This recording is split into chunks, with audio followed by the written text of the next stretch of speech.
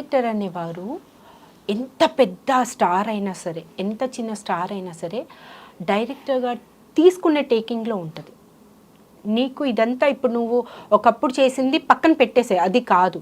ఇప్పుడు నువ్వు ఈ పాత్ర చేస్తున్నావు, ఈ పాత్రలో నీ దగ్గర నుంచి ఏం తెచ్చుకోవాలా అనేది డైరెక్టర్ అండి. ఇప్పుడు ఆ కాలంలో కోడి రామకృష్ణ గారు, రాఘవేంద్రరావు గారు, బి గోపాల్ గారు, చాలా పెద్ద మన ఎవరు స్వాతి ముత్యం డైరెక్టర్ విశ్వనాథ్ గారు, వీళ్ళందరూ కొంతమంది డైరెక్టర్స్ అంతా సీరియల్ నుంచే వచ్చారండి. బాపు గారు, వీళ్ళందరూ. మరి అప్పుడు లేని సీరియల్ గురించి ఇప్పుడు ఎందుకు మాట్లాడతారండి? మీకు అవకాశం ఇవ్వాలి, ఆ పాత్ర ఆవిడతో చేయించుకోవాలి అంటే ఇవన్నీ క్వశ్చన్స్ రా, జస్ట్ ఎక్స్క్యూజెస్ అంటారు అవన్నీ. అంతే. ఎవరికో వేరే అంటే రాష్ట్రం అంతా ఒకటేనండి. యాక్టింగ్ పరంగా ఏ రాష్ట్రం నుంచి తెచ్చుకుందని కాదు, ఈ అమ్మాయితో మనం చేయించుకోగలము అనేది మీకు అనిపిస్తే మీరు ఎట్లయినా చేయించుకుంటారు. సీరియల్ ఆర్టిస్టే కాదు, ఇప్పుడు హిందీ సీరియల్ హీరోయిన్ అండి, ఆవిడ పేరేంటే నానా మూవీ చేసింది, హాయ్ నానా. హాయ్ నాన్న, మృణాల్ ఠాకూర్. ఆ అమ్మాయి సీరియల్ ఆర్టిస్టే కదండి, సీరియల్ ఆర్టిస్ట్. మాధవన్ గారు సీరియల్ ఆర్టిస్ట్, షారుఖ్ ఖాన్, వీళ్ళంతా సీరియల్ ఆర్టిస్ట్. ఆ తర్వాత వాళ్ళకి సీరియల్కి వెళ్ళే అవకాశం లేదండి. ఎందుకంటే ఈ టాప్ పొజిషన్ ఒక సూపర్ స్టార్కి వెళ్ళిన తర్వాత మేబీ తెలీదు, చాలా మంది సూపర్ స్టార్కి వెళ్ళొచ్చి సీరియల్స్ చేసుకున్న వాళ్ళు ఉన్నారండి. సో బట్ అదే ఆ కంపారిజన్ వస్తుందని నేను అడిగాను. కంపేరింగ్ ఒకటేనండి, అవకాశాలు అనేది వాళ్ళకి నచ్చిన వాళ్ళు పెట్టుకోవడం ఒకత్తు, వీళ్ళకి ఒక అవకాశం ఇవ్వాలి అనేటోళ్ళు చాలా రేయర్, తక్కువ మంది. సో దానివల్ల రావట్లేదు. సో ఇటు నుంచి సీరియల్స్ సినిమాకి వెళ్ళే వాళ్ళు చాలా తక్కువ ఉన్నారు, కానీ సినిమాలని సీరియల్స్కి వచ్చేవాళ్ళు చాలా మంది ఉన్నారు రీసెంట్ టైమ్స్లో. చెప్పలా అండి, సీరియల్ అనేది మంత్లీ ఇన్కమ్ అండి. ఈ నెల మనం పని చేసాము అనుకోండి, నెక్స్ట్ మంత్ వస్తుంది. అలా 300 ఎపిసోడ్స్, 500 ఎపిసోడ్స్, 1000 ఎపిసోడ్స్ అంటే ఇయర్లీ ఉంటుంది మనకి. సినిమా అలా కాదండి, ఒక 10 రోజులు చేస్తాము, నెక్స్ట్ సినిమా ఏం వెతుక్కోవాలి అని చూస్తారు. బట్ సీరియల్కి అది అవకాశం లేదు. మంచిగా మీరు ఎవరు ఉన్నా లేకపోయినా మనకు ప్రాజెక్ట్ వస్తుంది, టైం టు టైం మనకు పేమెంట్స్ ఒక వన్ వీక్లో మన పేమెంట్ మనకు వస్తుంది.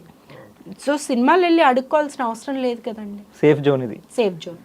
సో అందుకే నేను ఆ టైంలో సీరియల్స్ బెనిఫిట్, ఎందుకంటే మనం వెళ్ళి అడుక్కోవాలి, పని చేయాలి, డబ్బుల కోసం కూడా అడుక్కోవాలి. అవసరమా చెప్పండి? మనం పని చేస్తున్నాం, మన టైంకి అరే నెక్స్ట్ మంత్ మీ చెక్ వచ్చేస్తుంది అని చెప్తారు. కొంతమంది కొన్ని ప్రొడక్షన్స్ అయితే మీరు అడగాల్సిన అవసరం లేదు, కొంతమంది అసలు చూసుకోరు. ఎందుకంటే అది అదృష్టం అండి, సీరియల్ అదృష్టం. ఆర్టిస్టులు అంటే పని లేని వాళ్ళందరికీ సినిమానే లోకం అని ఊరు నుంచి చాలా మంది వస్తూ ఉంటారు, ఏదో చేద్దాం అని. కానీ అదేం చేయకపోతే సీరియల్ త్రూ నిజంగా వాళ్ళు ఒక సెటిల్ అయిపోతారు, బతుకుతుంది. చాలా మంది ఉన్నారు, లక్షల మంది ఉన్నారండి. సో సీరియల్కి ఎప్పుడు తక్కువ చేసి మాట్లాడొద్దు అని నా ఒపీనియన్. సూపర్. అది ఎవరైనా సరే, ఏ పెద్ద డైరెక్టర్ అయినా సరే.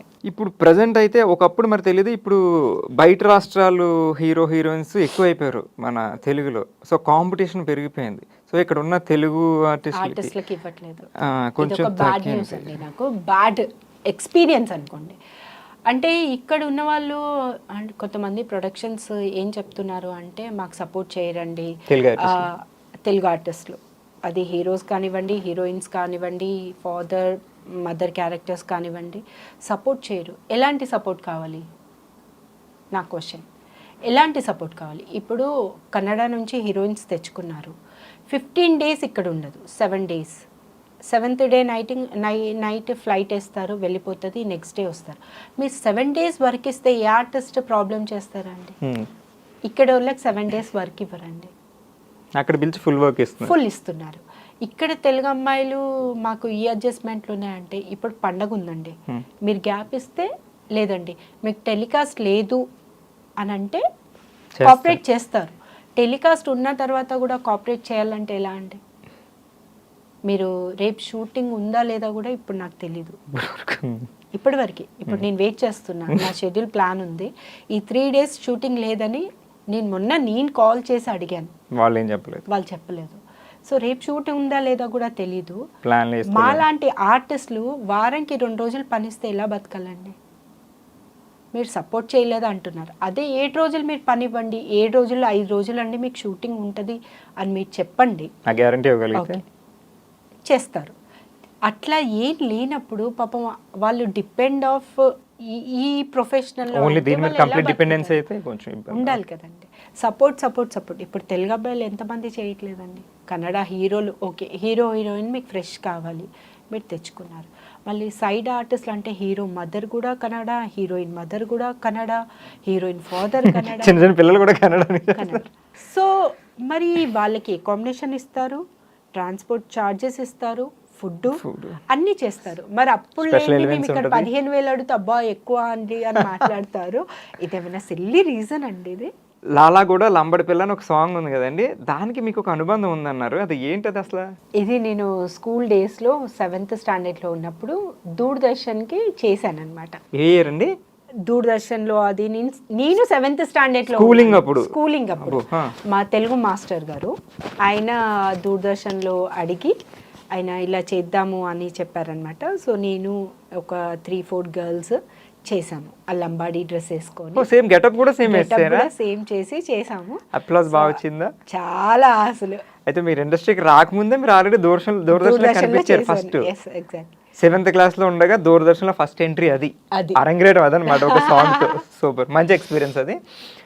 మీకు డాన్స్ కూడా ఇంట్రెస్ట్ కాబట్టి. అంటే మా సెంట్రల్లో ఏంటంటే స్కౌట్స్ అండ్ గైడ్స్, కబుల్బుల్స్ అనే కొన్ని క్యాంప్స్ ఉంటాయి. ఆ క్యాంప్స్లో ప్రతి ఇయర్ క్యాంప్ ఉంటుంది. అట్లా నేను రాజమండ్రి కానివ్వండి, వైజాగ్ కానివ్వండి, అస్సాం కానివ్వండి అలా వెళ్ళాను అనమాట. Whole train, central railway high school కాబట్టి ఒక ట్రైన్ అంతా మాకు ఇచ్చేస్తారు. అంటే డిస్ట్రిక్ట్ లెవెల్స్ ఎక్కడెక్కడ నుంచి రైల్వే స్కూల్స్ ఉన్నాయి అన్నీ ఒక బోగి అంతా ఈ డిస్ట్రిక్ట్కి, ఒక బోగి అంతా ఈ డిస్ట్రిక్ట్కి ఇచ్చేసేవారు. సో అలా మేము క్యాంప్స్కి ఒక 1 వీక్ వెళ్ళేటోళ్ళం. అక్కడ మేము నేర్చుకున్న డాన్సెస్ కానివ్వండి ప్రతి ఒక్క పార్టిసిపేషన్ చేసేవాళ్ళం. సో సూపర్ ఎంజాయ్ చేసి ట్రిప్స్ వెళ్ళారు అట్లా అయితే స్కూల్ పేరు మీద. సో అండ్ మీకు ఇండస్ట్రీలో మీకు బ్యాక్గ్రౌండ్ ఎవరు లేరు, కానీ మీ ముందు తరాల్లో ఎవరో ఉన్నారు కదా, నాకు తెలుసు యాక్చువల్లీ. నేను వచ్చింది నా తర్వాత మా అన్న కూతురు నీమా సింగ్ రాజ్పూత్, ముక్కు పుడక అండ్ జమ్నీలో కూడా ఒక ప్రాజెక్ట్ రాబోతుంది. ఇంటికి దీపం ఇల్లాలు చేసింది. సో తను కూడా బిజీ ఉంది. సపోర్ట్ అంటే ఏం లేదండి, తను నాతో షూటింగ్స్కి వచ్చేది. అప్పుడు తను 8-9 years ఉండేది, చిన్న పాప అన్ని చూసింది. తనకు అట్లా ఇంట్రెస్ట్ అనమాట. మీతో పాటు తిరిగి అత్త బాగుంది ఇట్లా. ఏమైనా చదివిందా? 10th class? 10th క్లాస్ మీరు కూడా కానీ చాలా షార్ప్ ప్రెజెంట్ జనరేషన్ అమ్మాయి కదా. ఈ జనరేషన్ అమ్మాయి కాబట్టి నాకు తెలిసి 20-21 years అంతే. అయితే మీకు నటవారసురాలు కావడం ఉన్నారు. సూపర్ నేమ్ గుర్తుపెట్టుకో, నీ గురించి మాట్లాడా. And last and final question ఒకటి, మీరు ఆ కాంపౌండ్ మన బిందు నాయుడు గారు, మంజులా నాయుడు గారు కాంపౌండ్ నుంచి వచ్చారు. ఒక లేడీ డైరెక్టర్స్, లేడీ స్క్రిప్ట్ వాళ్ళే మొత్తం. సో వాళ్ళతో వర్క్ చేశారు చాలా ఇయర్స్. సో వాళ్ళ ఇన్స్పిరేషన్తో ఏమైనా ఫ్యూచర్లో మీరు కూడా రైటింగ్స్, డైరెక్షన్ సైడ్ లేదా ఏమైనా ఎక్స్పెక్ట్ చేయొచ్చు? అంటే డైరెక్షన్ అనేది నాకు ఇంట్రెస్ట్, ఇప్పటివరకు చెయ్యాలి అనుకోలేదు. బట్ ఇన్ కేస్ ఆ ఛాన్స్ వస్తే గనక చేస్తాను. ఇప్పటివరకు అయితే అంత ఆలోచించలేదు. ఇన్ ఫ్యూచర్ మేబీ జరగవచ్చు. సో ఆ ఇన్స్పిరేషన్, ఆ ఇన్ఫ్లుయెన్స్ అయితే ఉన్నాయి వాళ్ళే మేడం, మీకు వాళ్ళ నుంచి ఇన్స్పైర్ అయ్యి. So super. And present generation వస్తున్న ఆర్టిస్టులకి మీరు ఏమైనా ఫైనల్గా ఏమైనా చెప్పాలనుకుంటున్నారా? అందరికీ అని అంటే పెద్ద లేదు, బట్ ఉన్న జనరేషన్లో చాలామంది పిల్లలు పార్టీస్ అవి ఇవి అని డబ్బులు బాగా స్పెండ్ చేస్తారు. కానీ మనం సంపాదించే దాంట్లో ఒక నెలకి 10,000 అయినా లేకపోతే నెలకి ₹1,00,000 సంపాదించిన దాంట్లో ఒక 40% మీరు సేవింగ్ కాదు ఖర్చు చేయండి. 60% సేవింగ్. ఓకే, ఇది సేవ్ చేయమంటారు. ఓకే, 60% సేవ్ చేయాలండి. 40% మీరు ఖర్చు పెట్టుకోండి. అంటే మీ కాస్ట్యూమ్స్కి కానివ్వండి, వేరే అదర్ యాక్టివిటీ. సేవింగ్ అనేది చాలా ఇంపార్టెంట్ అండి. ఇప్పుడు ఏమేం జరుగుతుంది ఏంటి అనేది సెకండ్స్లో అన్నీ జరిగిపోతున్నాయి. బట్ ఒక్కొళ్ళని చేయి చాచకుండా అడగాలి, నా పాలసీ. అడగొద్దు. ఎందుకంటే మనం అడిగామనుకోండి వాళ్ళకి తక్కువ అయిపోతాం, మన మీద రెస్పెక్ట్ పోతుంది. అది ఎవరైనా కానివ్వండి, ఫ్రెండ్స్ అయినా కూడా మీ దగ్గర మీరున్నది కొంత, మీకున్న దాంట్లో కొంచెం హెల్ప్ చేయండి తప్ప మీరు మాత్రం ఎవరిని అడగకుండా ఉండాలి. అండ్ పేరెంట్స్కి మంచిగా వాల్యూ ఇవ్వండి. టైం టు టైం పని చేసుకోండి. వర్క్కి చాలా వాల్యూ ఇవ్వాలండి. టైమింగ్ అనేది మనం వెళ్ళిపోయిన టైం ముందుకు రాలేదు. సో టైం పంక్చువాలిటీ కంపల్సరీ ఉండాలి. అదొక్కటి చూసుకొని మీరు హ్యాపీగా ఏం చేయాలనుకున్నది చేయండి. సో పిల్లలు మీ అబ్బాయిని ఏ విషయంలో కూడా మీరు ఫోర్స్ చేయరు, Force పలానా చేయను. చెయ్యని, గైడెన్స్ అయితే ఇస్తారు. ఇది మంచిది చెడ్డ అని ఇది చెప్తారు చెడ్డది తప్ప అని. పట్టుకుని చేపించారు. లేదు. సూపర్. సో కళ్యాణ్ గారికి మీకు లవ్ ట్రాక్ ఎలా స్టార్ట్ అయింది, అయ్యో ఎలా బాబు, వెళ్ళింది? వచ్చిందా? ఆయన యాజ్ ఏ ప్రొడ్యూసర్గా ఒక యాడ్ షూట్ చేశారు. Producer అయినా? ఇది ఎప్పుడు 2003లో జరిగింది. ఓకే. 2003 మా ఇంట్రడ్యూస్ ఏప్రిల్లో ఆ ప్రాజెక్ట్లో నేను యాజ్ ఎ మోడల్గా చేశాను. అలా ఒక 5 to 6 months ఫ్రెండ్స్గా మాట్లాడుకున్నాం, ఫోన్లో చాట్ చేయడం. అప్పుడు మనకి బ్లాక్ అండ్ వైట్ ఫోన్స్ అనమాట. అలా మెసేజ్లు చేసాము. అలా అలా అలా నాకే అనిపించింది నా లైఫ్ పార్ట్నర్ ఈయననే అనిపించింది. అంటే క్వాలిటీస్ ఏం మీరు అనుకున్న చాలా క్వాలిటీస్ సైలెంట్ అండి. మీలాగే? నేనేం సైలెంట్ కాదు. ఓకే, ఎక్కడ మాట్లాడాలో అలా మాట్లాడతాను. బట్ ఆయన క్వైట్, నిజం చెప్పాలంటే చాలా సైలెంట్. ఆయన పనేంటో ఆయన ఏమైనా అవసరం ఉంటేనే అడుగుతారు, లేదంటే లేదు. కానీ ఇంట్లో ఉన్నప్పుడు కొంచెం ఫన్గా, అది కూడా ఎవరి మీద కాదు నా మీదే సెటిల్ వేస్తారు నన్ను కోపం ఫన్గా చేయడానికి. అలా నాకు చూడంగానే అనిపించింది. ఫస్ట్ నేనే ప్రపోజ్ చేశాను. మీరే చేశారా? ఏమన్నారు ఆయన? ఏమనలేదు. ఆయన చెప్పాలనుకున్నది నేను చెప్పాను. అంటే మీకు పరిచయం అయిన ఎన్నాళ్ళకి ప్రపోజ్ చేస్తారు మీరు? 5 monthsకి. 5 monthsలోనే? 5 monthsలోనే ఆయన ఏంటని తెలిసిపోయింది? ఓకే. కానీ ఆ 5 months మాకు 7.5 years రిలేషన్. ఆ తర్వాత మ్యారేజ్ చేసుకున్నాను 2009లో. ప్రపోజ్ చేశాక 7.5 years రిలేషన్ మాట్లాడుకుంటూ అట్లా ఉన్నారు. ఫ్యామిలీకి కూడా పరిచయం చేస్తారా? లేదు, మా ఫ్యామిలీకి తెలుసు, బట్ ఒప్పుకోలేదు అప్పుడు. ఓకే. ఇక నేను పెళ్లి చేసుకుంటాను అన్న టైంలో ఇంట్లో కూడా సంబంధాలు చూస్తున్నారు. లేదు, నా గురించి ఆయన ఇన్ని ఇయర్స్ వెయిట్ చేశారు, ఇప్పుడు ఇలా కరెక్ట్ కాదు అంటే ఇక ఇంట్లో కొట్టుడు గిట్టుడు అన్నీ ఉంటాయిగా. అన్నీ సినిమాటిక్ మొత్తం అన్నీ జరిగాయి. ఇక నీ ఇష్టం, నీ తలరాత అనేసి వదిలేశారు. గమ్మున పెళ్లి రోజు మార్నింగ్ ఒక 7 o'clockకి చిన్న బ్యాగ్ తీసుకొని ఇంట్లో పూజ చేసేసుకొని నేను వెళ్తున్నా పలానా సాయిబాబా టెంపుల్ ఖైరతాబాద్లో జరిగింది. కానీ మా అత్తగారి ఫ్యామిలీ అంతా ఓకే, మా మద్దగాళ్ళు ఇద్దరే దగ్గరుండి మ్యారేజ్ చేశారు. ఈయన పెద్ద సింపుల్గా చేసేసుకున్నారు. సింపుల్గా చేసాము.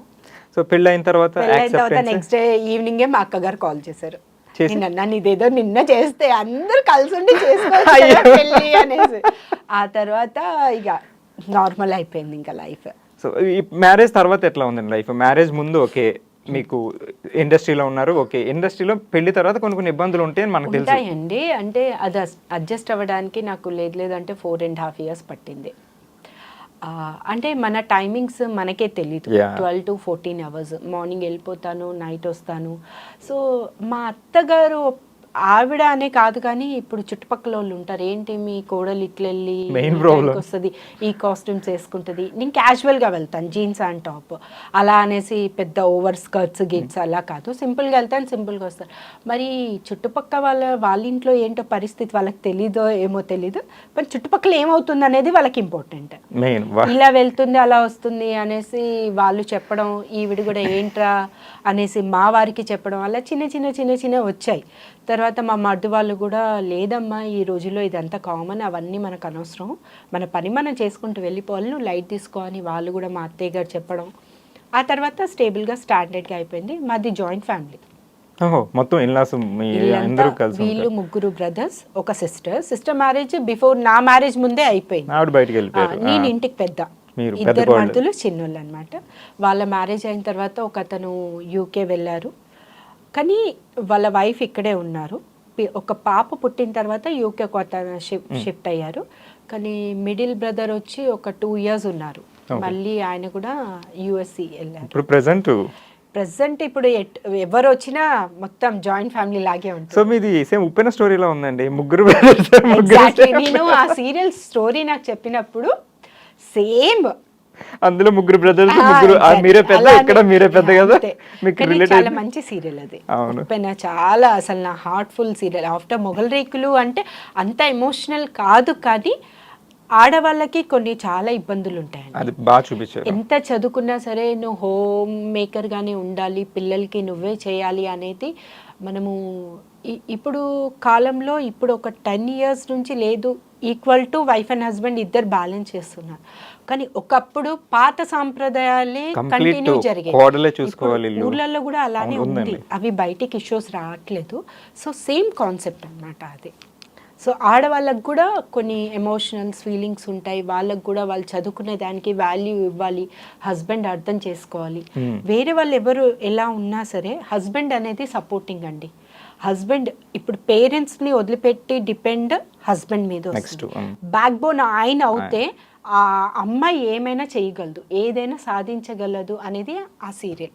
సేమ్ మీ లైఫ్ అలాగే ఉంది కదా, హస్బెండ్ అలాగే ఉన్నారు కొంచెం. కానీ మా హస్బెండ్ సపోర్ట్ చేస్తారు. ముందు సపోర్ట్ అని కాదు, దీనికి ఇప్పుడు పక్కన ఎవరైతే చెప్పారో దానికి కొంచెము ఇన్ఫ్లుయెన్స్ కదా, నువ్వు కూడా హౌస్ లో చూసుకోవాలి, ఇల్లు. ఇప్పుడు బిఫోర్ మ్యారేజ్ ఆడపిల్లకి వేరే ఉంటుంది, ఫ్రీడమ్ వేరు, అదంతా అంటే ఓన్ డిసిషన్స్ తీసుకోవచ్చు. కానీ ఆఫ్టర్ మ్యారేజ్ డిపెండ్ ఇన్ ఒక ఫ్యామిలీ, వాళ్ళకి ప్రతిదీ చెప్పి బయటికి వెళ్ళాలి, మనం ఏం చేయాలన్నా ఒక రెస్పాన్సిబుల్ థింగ్ చేసి అని ఆ రకంగా వెళ్ళారు. కానీ ఆయన కూడా కొంచెం ఇప్పుడు చాలా చేంజ్ అయ్యారు. అంటే ఇప్పుడు పేషెన్స్ ఉండాలండి. ఎన్ని ఏదొచ్చినా మనం అడిచినంత మాత్రాన ఎవరు మారిపోరు. సో వాళ్ళంతటి వాళ్ళకి తెలిస్తే వాళ్ళు మనకు సపోర్ట్ చేస్తారు. వాళ్ళకు కూడా అర్థమైంది. లేదు, మా అత్తయ్య గారు కూడా ఇప్పుడు నేను షూటింగ్కి వెళ్తే మా బాబుకి ఆవిడే చూసుకుంటుంది. లంచ్ బాబుకి నేను బ్రేక్ఫాస్ట్ లంచ్ మార్నింగ్ ప్రిపేర్ చేసి స్కూల్ బాక్స్ పెట్టేస్తాను. మా అత్తయ్య గారు లంచ్ చేసుకుంటారు, ఈవినింగ్ డిన్నర్ నేను వెళ్ళే వరకు నాకు జొన్న రొట్టె చేసి పెడతారు. సో ఇప్పుడు సపోర్టింగ్గా ఉన్నారు. అంటే వాళ్ళ మాటలు పట్టించుకోవద్దు, మన ఇల్లు వాళ్ళు మనకి ఇంపార్టెంట్ అని వాళ్ళకు కూడా అర్థమైంది. సో నేను కూడా అర్థం చేసుకొని సో కొంత స్పాన్ లో మొత్తం అందరూ మారిపోయి కొంచెం టైం పడుతుంది కానీ చేంజ్ అయిపోయింది. ఎన్ని ఇయర్స్ అయింది మీకు మ్యారేజ్ అయ్యి? ఇప్పుడు 15th యానివర్సరీ. 15th యానివర్సరీ, 15 సంవత్సరాలు అయింది. హ్యాపీ కలిసి ఉన్నారు. Yeah. సో ప్రెసెంట్ జనరేషన్ ఏంటంటే